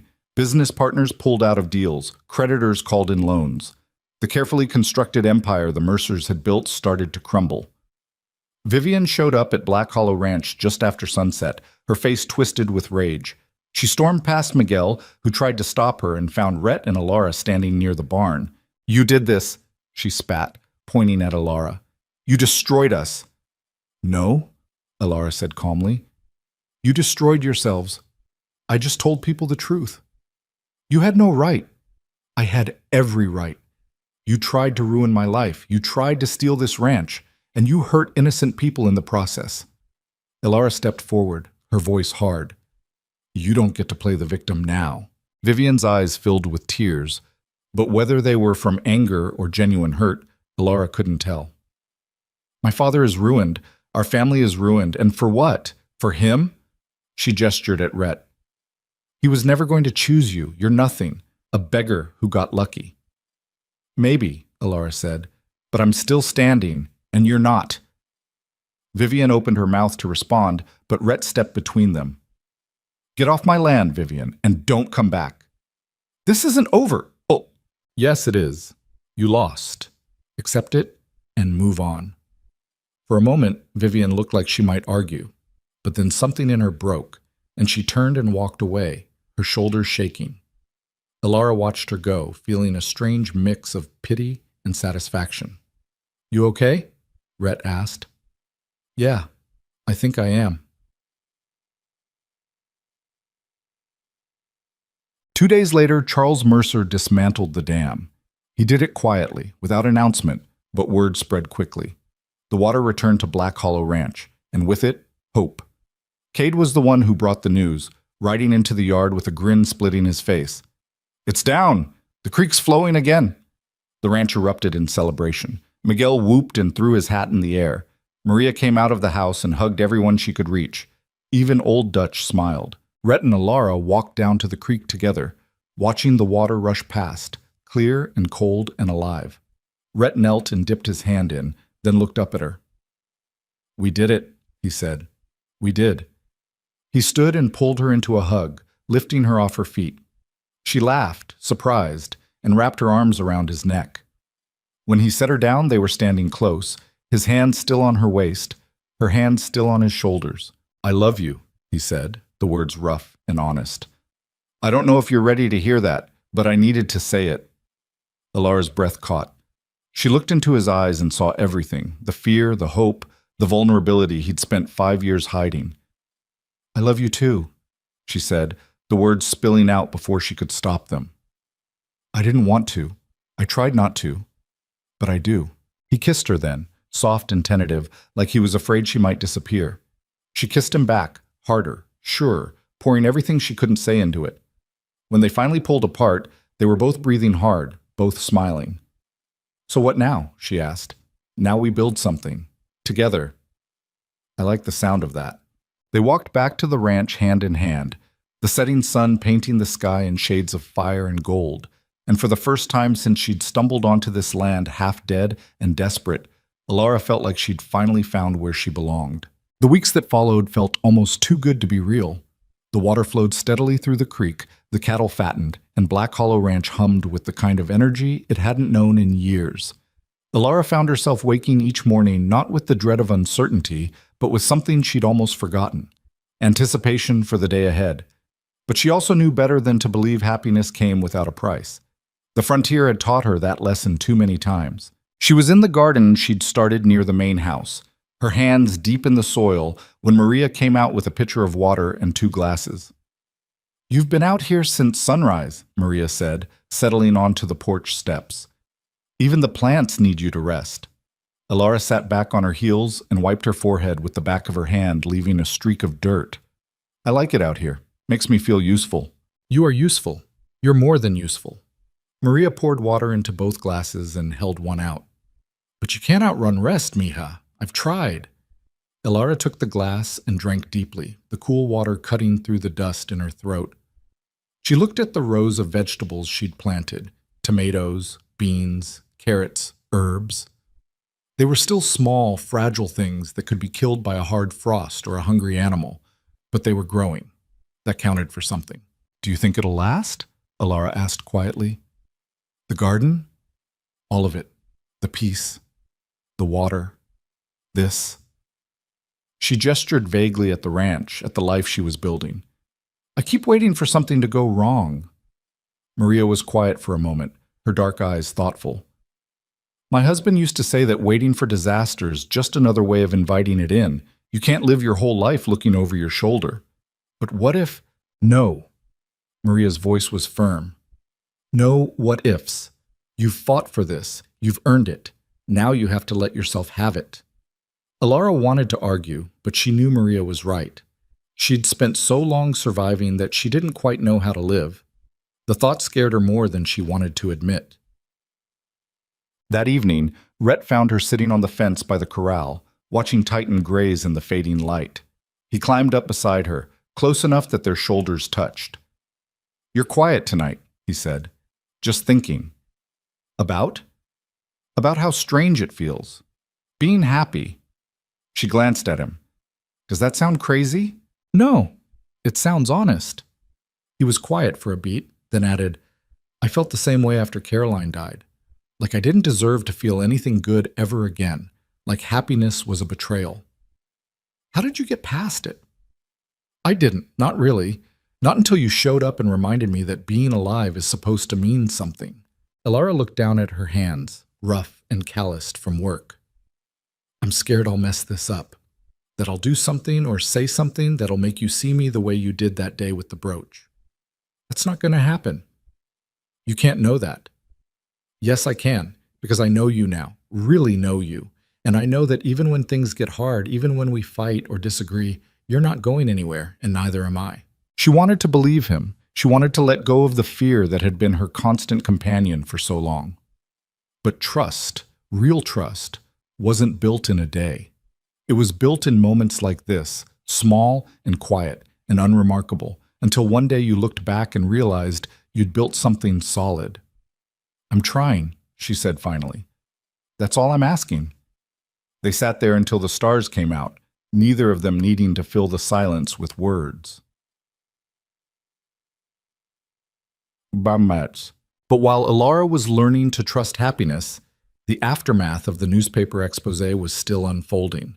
Charles Mercer's business partners had abandoned him one by one, and the legal challenges were mounting. Whispers spread through town that the Mercer estate was being sold to pay debts, that the family was planning to leave the territory entirely. Alara tried not to feel satisfaction at their downfall. She'd never been the vindictive type, but she couldn't deny the relief that came with knowing they could no longer hurt her or anyone else. Dr. Warren stopped by the ranch one afternoon with news. He sat across from Rhett and Alara in the parlor, his expression grave. "Charles Mercer suffered a stroke 3 days ago," he said. "He's alive, but barely. The doctors don't think he'll recover." Alara felt a complicated knot of emotions. "And Vivian?" "She's been managing what's left of their affairs. From what I hear, she's planning to move east once everything's settled. Start over somewhere no one knows the Mercer name." Rhett leaned back in his chair, his jaw tight. "I don't take pleasure in this." "Neither do I," Dr. Warren said. "But actions have consequences. They built their empire on other people's suffering. Now they're facing the results." After the doctor left, Alara stood by the window, staring out at the land. Rhett came up behind her and rested a hand on her shoulder. "You okay?" he asked. "I don't know. I thought I'd feel something. Triumph, maybe, or closure. But I just feel empty." "That's because you're not like them.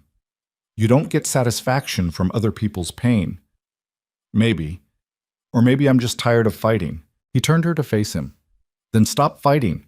Let yourself rest. Let yourself be happy. The war's over, Alara. You won." She looked into his eyes and saw the truth there. The Mercers were gone. The ranch was safe. She had a home, a future, people who cared about her. The war really was over, so why did she still feel like she was bracing for the next blow? The answer came a week later in the form of a letter. Miguel brought it to her while she was in the barn, brushing tighten. The envelope was creased and dirty, like it had traveled a long distance. Her name was written on the front in handwriting she didn't recognize.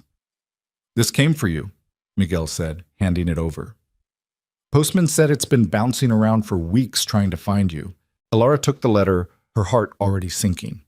Nothing good ever came from letters that chased you across the frontier. She waited until she was alone to open it. Her hand shook as she unfolded the paper and read the words written there. It was from Thomas's brother, a man named Daniel Quinn, whom she'd never met. He wrote that he'd been trying to find her since he'd heard about Thomas's death, that he had questions about what happened, about why his brother had been buried in an unmarked grave in the middle of nowhere.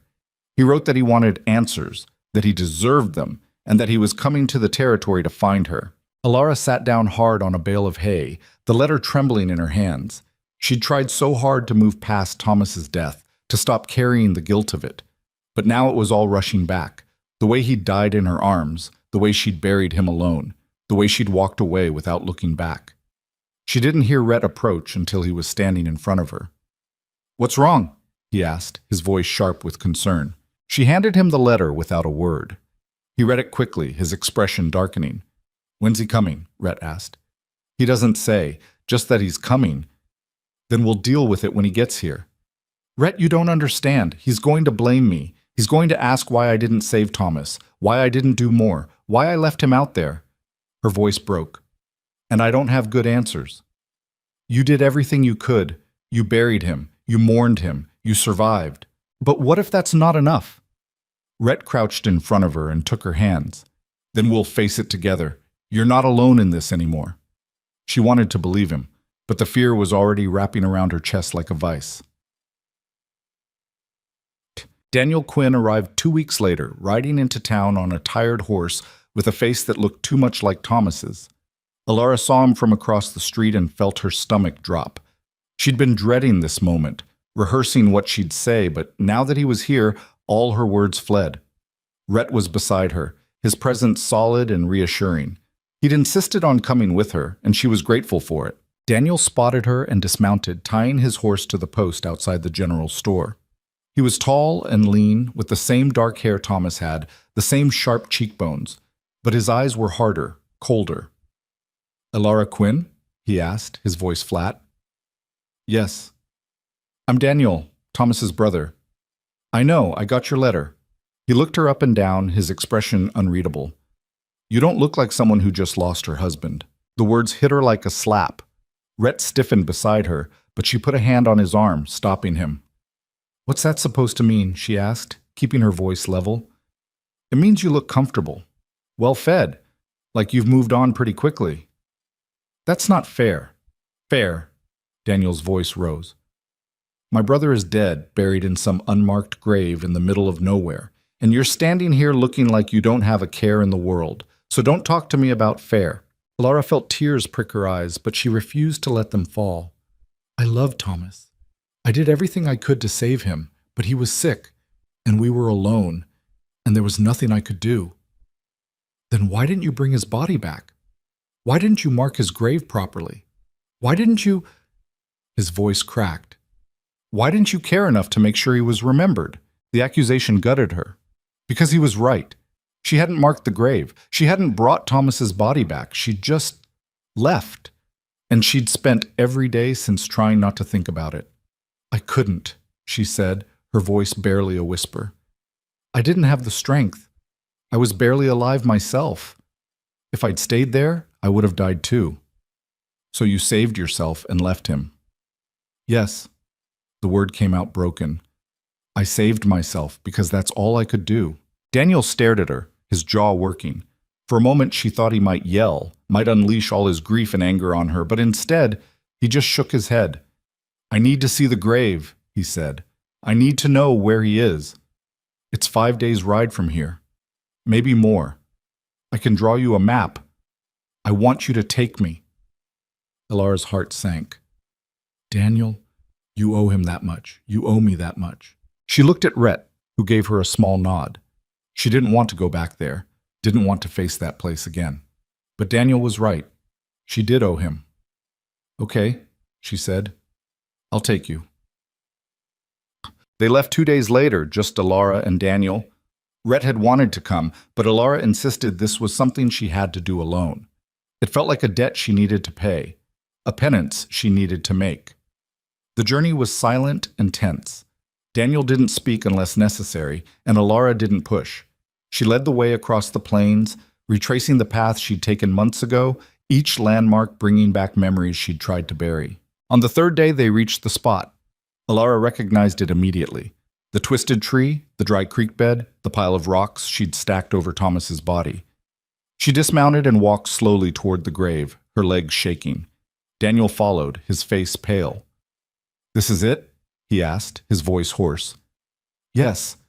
He knelt beside the rocks and placed a hand on them, his shoulders trembling. Alara stood a few feet away, not knowing what to say, not knowing if there was anything she could say. "Tell me what happened," Daniel said after a long silence. "All of it."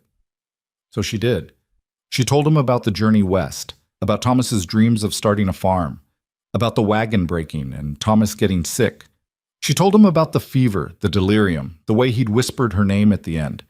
She told him about burying him with her own hands, about walking away because she didn't know what else to do. By the time she finished, she was crying, the tears she'd held back for so long finally breaking free. Daniel was crying too. He sat beside the grave, his head in his hands, and sobbed. Alara wanted to comfort him, but she didn't think she had the right. After a long time, Daniel wiped his eyes and looked at her. "I blamed you," he said. "For months I blamed you. I thought you were careless or selfish or that you didn't love him enough, but I was wrong." "Daniel, no, let me finish. You did love him. I can see that now. And you did everything you could, more than most people would have." He looked back at the grave. "He was lucky to have you with him at the end. Lucky he didn't die alone." Alara didn't feel lucky. She felt hollowed out, like all the grief she'd been carrying had finally been released and left her empty. "What do we do now?" she asked. "Now we say goodbye properly." They spent the rest of the day at the grave. Daniel carved Thomas's name into a piece of wood and placed it at the head of the pile of rocks. Alara picked wildflowers from the surrounding area and laid them on top. It wasn't much, but it was more than she'd been able to give him before. As the sun set, Daniel stood and looked at her. "Thank you for bringing me here." "I should have done it sooner." "You did it when you could. That's enough." They rode back in silence, but it was a different kind of silence, not heavy with anger, but quiet with understanding. Quote, when they reached Black Hollow Ranch, Daniel stayed only long enough to rest his horse and gather supplies. Before he left, he shook Alara's hand. "I hope you find peace," he said. "You deserve it." "So do you." He nodded, then mounted his horse and rode off toward the east, carrying his grief with him. Rhett found Alara standing in the yard, watching Daniel disappear into the distance. "You okay?" he asked. "I think so. For the first time in a long time, I think I am." He wrapped his arms around her and she leaned into him, letting herself be held. "I'm proud of you," he said quietly. "I know that was hard." It was, but it was also necessary. I needed to face it, to stop running from it. And now? Now I let myself move forward. Hug. The autumn came slowly, turning the plains gold and amber. The ranch settled into a comfortable rhythm. Cattle sales, fence repairs, the endless cycle of work that kept the land alive. Alara's garden flourished, providing fresh vegetables that Maria turned into meals the whole ranch enjoyed. Titan sired his first foal, a strong colt with his father's spirit. And Alara and Rhett grew closer, their relationship deepening with each passing day. But there were still hard moments. Nights when Alara woke gasping from dreams of Thomas dying in her arms. Days when Rhett retreated into himself, haunted by memories of Caroline. They learned to navigate each other's ghosts, to hold space for pain without letting it consume them. One evening, as they sat on the porch watching the sunset, Rhett reached into his pocket and pulled out a folded piece of paper. "I have something for you," he said. Alara took the paper and unfolded it. It was a deed, signed and official, granting her ownership of the land by the creek, the land they'd ridden to months ago. "Rhett, I can't." "Yes, you can. I had it drawn up last week. The land is yours, not as a gift, as a partnership. You've earned your place here, Alara. This just makes it official. She stared at the deed, her eyes burning. Why would you do this? Because I want you to know you belong here. Not because of me, but because this is your home too. He took her hand. I'm not asking you to marry me, not yet, but I am asking you to build a life with me, a real one where we're equals. Alara looked at the deed, then at Rhett, then out at the land she'd come to love. A few months ago, she'd been a starving widow with nothing to her name. Now she had land, a home, people who cared about her. She had a future. Okay, she said, her voice thick with emotion. Let's build something. They broke ground on the cabin by the creek a week later. It was a small project, just a single room with a fireplace and a porch. But it was theirs. Kate and Miguel helped with the framing, and Maria insisted on overseeing the interior. Even Old Dutch contributed, carving a sign for the door that read Quinn Callahan. You're getting ahead of yourself, Alara said when she saw it. Old Dutch just shrugged. Maybe, but it's a good name. As the cabin took shape, Alara found herself thinking about the future in a way she never had before. She thought about the foal Titan had sired, about the horses they could breed and sell. She thought about expanding the garden, maybe even selling vegetables in town. She thought about children, though she kept that thought private, not ready to voice it yet. But mostly, she thought about the fact that she'd survived. She'd walked across the plains half dead and alone, and she'd made it to the other side. Not unscathed, not unchanged, but whole in a way that mattered. One afternoon, while they were working on the cabin, Rhett paused and looked at her. What are you thinking about? He asked. About how strange life is. How you can lose everything and somehow end up with more than you ever had. You think that's what happened? I know it is. I lost Thomas. I lost my old life. But I found this. I found you. And I found myself, I think. Rhett set down his hammer and walked over to her. I found myself too. Or maybe you found me. Either way, I'm grateful. She kissed him, soft and slow, and for a moment, the rest of the world fell away.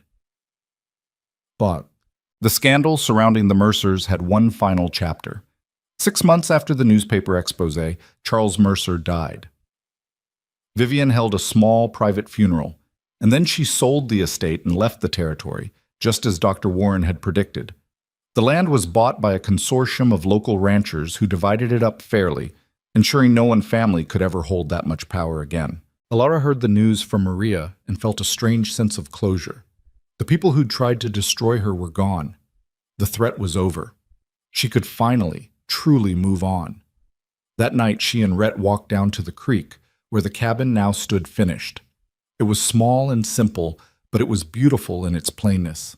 They sat on the porch steps, watching the water flow past, and Alara felt something settle in her chest. Peace, maybe, or something close to it. Do you ever think about how different things could have been? She asked. If I died out there on the plains, if you'd never found me. All the time.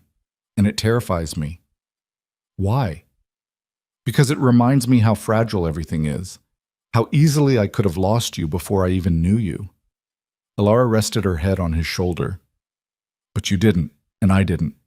We're here. We're here, he echoed. They sat in comfortable silence, the kind that only comes from truly knowing someone. Eventually, Rhett stood and held out his hand. Come with me. There's something I want to show you. She took his hand and let him lead her around the side of the cabin. There, against the back wall, was a small garden plot he'd prepared. Tilled soil, fresh and dark, ready for planting. I thought you might want to start a new garden here, he said. Something just for you, or for us. Alara felt tears prick her eyes. It was such a small gesture, but it meant everything. It meant he saw her, understood her, knew what mattered to her. Thank you, she whispered. You don't have to thank me. This is your home. You should make it yours. She turned to him, her heart full. Rhett Callahan, are you going to propose to me, or do I have to do it myself? He laughed, surprised. I was planning to wait. I'm done waiting. We've both waited long enough. He looked at her, his expression softening. Then he knelt down on one knee, right there in the dirt beside the garden plot. Alara Quinn, will you marry me? Yes, she said, not even hesitating. Yes, I will. He stood and kissed her, lifting her off the ground, and she laughed against his mouth, feeling lighter than she had in years. They married a month later in a small ceremony at the ranch. Dr. Warren officiated, Maria cried, and Miguel told everyone who'd listened that he'd known it would happen all along. Cade gave Alara away, since she had no family left to do it. Old Dutch didn't say a word, but he smiled, and that was enough. Alara wore a simple dress Maria had made for her, and Rhett wore his best suit, which he'd had to dig out of the back of his closet. They said their vows under the cottonwood tree by the creek, with the sunset painting the sky in shades of pink and gold. "I promise to trust you," Rhett said, his voice steady. "Even when it's hard. Even when I'm scared. I promise to choose you every day for the rest of my life." "I promise to stay," Alara said, her voice thick with emotion.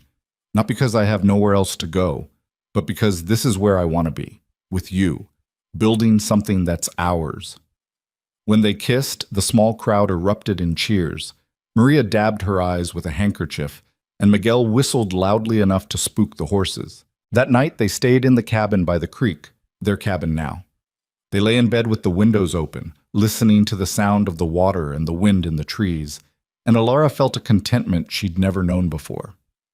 "What are you thinking about?" Rhett asked, his fingers tracing lazy patterns on her arm. "About how we're both survivors," she said. "We've both lost people we loved. We've both been hurt, but somehow we found each other." "You think that was luck?" "No. I think it was stubbornness. We were both too stubborn to give up."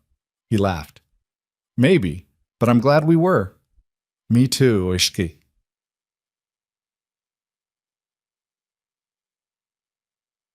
The first winter they spent as husband and wife was hard. The snow came early and heavy, burying the plains under a thick white blanket. They spent long days huddled by the fire, reading and talking and planning for spring. Rhett taught Alara how to play chess, though she was terrible at it. She taught him how to bake bread, though his first few attempts were inedible. But they survived it together, and when spring finally came, the land seemed to wake up with a new kind of energy. Alara's garden at this cabin flourished. She planted tomatoes and squash and herbs, and she sold the surplus in town, earning money of her own for the first time in her life. The horse breeding program Rhett had started took off, and by summer they had 3 buyers lined up for Titan's foals. The ranch grew, not in size, but in strength. They hired 2 more hands, both young men eager to learn. They repaired the old bunkhouse and turned it into proper living quarters. They built a new barn, bigger and sturdier than the last. And through it all, Alara and Rhett learned how to be partners. Not just in work, but in life. They fought sometimes, sharp words exchanged in moments of frustration. But they always came back together, always chose to forgive, always chose to try again. Because that's what love was, Alara realized. Not the easy, perfect kind you read about in books, but the messy, complicated kind that required work and patience and choosing the same person over and over, even when it was hard. One evening, as they sat on the porch of the cabin watching the sunset, Alara placed a hand on her stomach and said, "I have something to tell you." Rhett looked at her, his expression cautious. "What?" "I'm pregnant." For a moment he just stared at her, his face unreadable. Then his eyes filled with tears, and he pulled her into his arms, holding her so tightly she could barely breathe. "Are you sure?" he whispered. "Yes." "When?" "Dr. Warren thinks early spring." He pulled back and looked at her, his hands framing her face. "I'm scared." "So am I. But I'm also happy. Is that okay?" "It's more than okay." They sat there together, holding each other, feeling the weight and the wonder of what was to come. Moits. The baby, a girl they named Clara after Rhett's mother, was born on a cold March morning. The labor was long and difficult, and there were moments when Alara thought she wouldn't survive it. But Dr. Warren was there, and Maria, and Rhett, who held her hand through every contraction and whispered encouragement in her ear. When Clara finally arrived, squalling and red-faced, Alara felt something break open inside her, a kind of love she'd never experienced before, fierce and all-consuming. Rhett cried when he held her, this tiny person they'd made together. "She's perfect," he said, his voice choked. "She's ours," Alara corrected. And she was. Clara Quinn Callahan, born into a world that was harsh and unforgiving, but also full of possibility. Alara looked at her daughter and thought about all the things she'd want to teach her: how to be strong, how to be kind, how to survive without losing yourself. But mostly, she wanted to teach her that it was okay to start over, that losing something didn't mean you'd lost everything, that sometimes the things you thought would break you were actually the things that made you whole. 5 years passed. Clara grew into a wild, fearless child who loved horses and dirt and climbing trees. Alara and Rhett had 2 more children, a boy named Thomas and another girl named Caroline, each one a new chapter in the life they were building together. Black Hollow Ranch thrived. The horse breeding program became legendary in the territory, and buyers came from as far as 3 states away. The vegetable garden expanded into a small farm, and Alara hired 2 women from town to help her manage it. They sold their goods at the market every week, and the money they made went into a fund for the children's future.